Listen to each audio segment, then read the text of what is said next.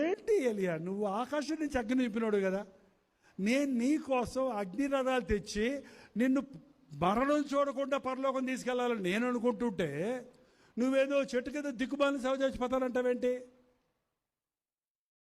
మన గురించి మనం ఎంత నీచంగా ఎంచుకుంటాం, మన గురించి మన దేవుడు గొప్పగా ఆలోచన చేస్తున్నాడండి. ఎప్పుడు దిగులు పడొద్దండి. మన ఆలోచనల కంటే దేవుని ఆలోచనలు చాలా గొప్పవి. మన మన ప్రణాళికల కంటే ఆయన ప్రణాళికలు అత్యున్నతమైనవి. నువ్వు చాలా డిప్రెషన్లో ఉన్నావు ఏలియా, కొంచెం ఆనందిని పడుకో, నిద్రపో. డిప్రెషన్లో ఉన్న వాళ్ళు ఆనందనరు, నిద్రపోరు. ఏమవుద్ది? డిప్రెషను, డీప్ డిప్రెషన్ అయిపోతుంది. మీకు ఎప్పుడైనా మనసు బాగోతే శుభ్రంగా తిని మీకు ఇష్టమైన కూరలన్నీ ఇంట్లో వండుకోకపోతే బయటికి వెళ్ళి తినేసి వచ్చేయండి. నీకు బెంగళూరు కదా కావాల్సి ఉండి, లేకపోతే జొమాటో ఉందిగా ఆర్డర్ చేసుకోండి. శుభ్రంగా తినేసి శుభ్రంగా మూసి పెట్టుకొని నిద్రపడి తెల్లాడేటప్పుడు మీ డిప్రెషన్ కదా ఎగిరిపోద్ది. అంతేగాని రాత్రి అంతా తినలా, మనసు బాగల, తినలా, మనసు బాగాల, తినలా, నిద్రపోలేను, ఎందుకంటే రాత్రి ఇలాగా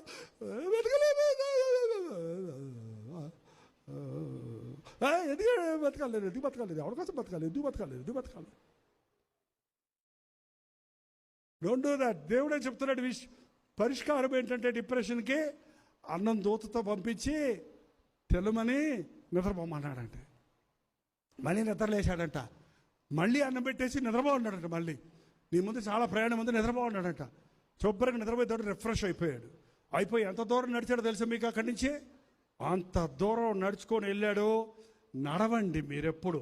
మనసు బాగోనప్పుడు పడుకోకండి, దుప్పట్లో ముఖం పెట్టుకోకండి, దిండులో ముఖం కప్పుకోకండి. నడవండి. ఏంటంటే మీకున్న డిప్రెషన్ను దేవుని దగ్గర తీసుకెళ్ళండి. ఎందులో నీవు ఓడిపోయావో అందులో నువ్వు జయిస్తావు. ఓటం మంది, జయం మన ప్రభుది. ఎక్కడ నువ్వు సిగ్గుపడ్డావో అక్కడే నీ తల ఎత్తుతానన్నాడు.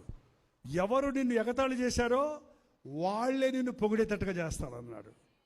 ఎవరి మీద నువ్వు ఆధారపడ్డావో, బాధపడుతున్నావో వాళ్ళు నీ మీద ఆధారపడేటట్టు చేస్తానన్నాడు. బైబిల్ నిండా ఉదాహరణలు ఉన్నాయండి అలాంటి.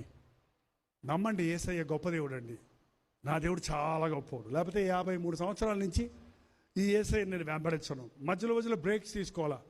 ఓ 3 నెలలు మానేసి, ఓ రోజు మనసు బాగాలేదని ఎప్పుడు 53 సంవత్సరాలుగా ఏ ఆదివారం జ్వరం వచ్చినా, సర్జరీలు జరిగినా, ఏమైనా సరే మందిరంలో ఉండాల్సిందే.